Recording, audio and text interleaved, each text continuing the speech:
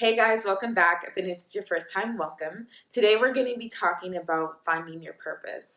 I think so many of us, we want to know what were we put on this earth for and why am I created? Like, what is the purpose of life? Like, whether you're a Christian or not, you just want to know, like, why am I here? But the thing is, if we want to understand why we were created, we have to go back to the creator. If someone invents something, if someone creates something, they're going to know what the thing is best used for. So if we want to understand why we were put on this earth, we have to go back to the person that created us, which is God himself. So in order to understand our purpose, it takes knowing God and it takes having a relationship with God so that we can then go out and live out the purpose and the calling for our lives. So when we start with the Bible gives us basically tells us how we should live our lives. But if we just look at the Bible and we're like, this can be a lot. Like, I don't know if I can do all of this. So in order to even live out life like it's instructed in the Bible, we have to have a relationship with God and we have to be spirit filled. We have to die to ourselves and let the Spirit live in us so that we can produce the fruits of the Spirit to even live out the life in the Bible like God's called us to. So as we're obedient with living out our lives and we get to know God more, we hear from God more and hear his instructions more about the steps to take in different areas of our lives so that we can begin to fill our purpose. And one person that I want to look at in the Bible that really illustrates this is Elijah.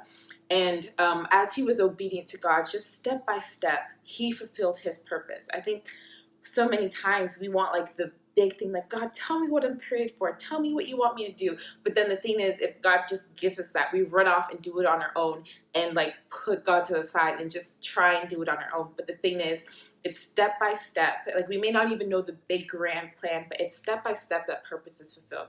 So with Elijah, God told him to go to King Ahab and tell him that there will be no more rain. And it's because the Israelites were worshiping a god named Baal and they had turned away from God, right? So Elijah went to King Ahab and told him there will be no more rain. And when Elijah was doing this, there were probably a lot of things going through his mind. It's like, there be no more rain affects me too. Like, where am I gonna get my food from? Like, where are things gonna come from? But he was obedient and he went to go ahead and do that. And then God gave him the next instruction. I want you to go to the brook where you'll be fed by ravens. And Elijah could have been like, you want me to be fed by ravens? Like, that don't make no sense. I'm not going to do that. But he was obedient and he went ahead to the next step and he did that. And the thing is, at this point, Elijah could be like, all right, I'm good. I got my food. I got my water. I'm good. I'm set. And he could have like walked away from God and just like sat there and it's like, okay, like I did what I needed to do. I did what I had to do and I'm done. But he kept being in relationship with God and which allowed him to get the next step. So the brook dried up and God gave him the next step to go to a widow where he would get his provision. And Elijah could have been like, a widow, like, because at that time the widows were the poorest people in society, so like that makes no sense. But he was obedient and he went ahead and did that. And then when he got to the widow was like, I'm about to eat my last meal with my son and die. But God used Elijah for there to be more food, and then they had enough for the time they were there. So that was something else that Elijah did in fulfilling his purpose. It was also bringing provision to the widow and her son. And then also while he was there, the widow's son died. And God used Elijah to bring the boy back to life. So along the way, Elijah is just being obedient step by step, and he's fulfilling purpose. And then God tells him, okay, it's time to bring back the rain. So Elijah goes back to King Ahab and tells the prophets of Baal to meet him on Mount Carmel. So they have this kind of competition going on where Elijah tells them that they need to call on their God and he's going to call on their God. And then they each have a sacrifice and then the God that makes the sacrifice consumed by fire is the one true God. So the prophets of Baal, they're cutting themselves up, trying to do all these things, chanting on their God Baal to consume the sacrifice, but nothing's happening. And then Elijah calls on God and his sacrifice is consumed by fire. And then all the people of Israel are there and they're seeing this. So like this is an amazing thing that Elijah is doing and helping the people of Israel come back to God.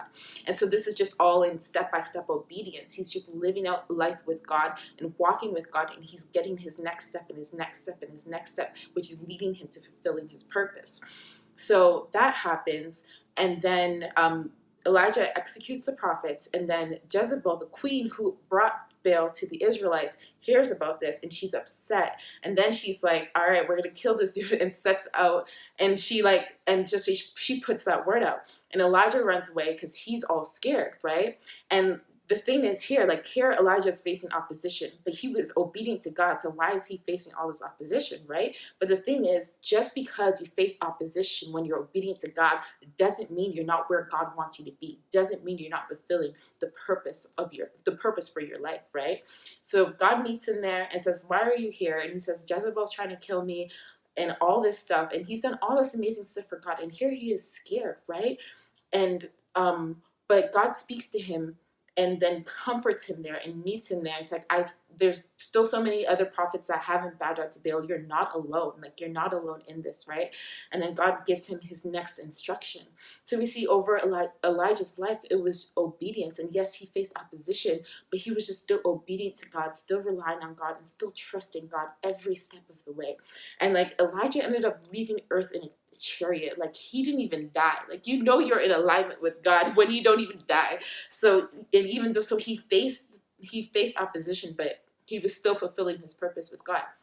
So that's the same thing with us. As we live out our lives with God, as we walk with God, he will give us instructions step by step, and we will fulfill purpose with him. There are times in our life when we can get to a crossroad and we're like, God, which direction do I go? And I was listening to a Chandler Moore worship video, who is an amazing worshiper, by the way. But I was listening to one of his videos. I think it was Nothing Else.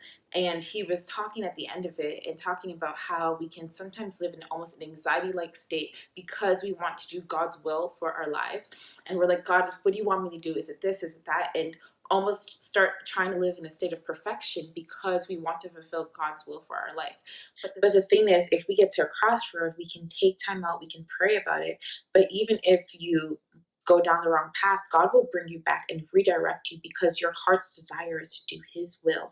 So don't live in a state where it's like, God, what do I do? Like, live in a state where you're just focusing on God and he will lead you. Like Proverbs 3:5-6, trust in the Lord with all your heart and lean not on your own understanding. In all your ways acknowledge him and he will direct your path. So that's all I have to share for today. Fulfilling your purpose takes walking with God, having a relationship with God, being obedient to him, being obedient to what's in the word, what's already written, right? And then as you hear more from God, as you hear different steps, like being obedient step by step, even when it doesn't make sense. Because as we live out life with God step by step, we fulfill our purpose.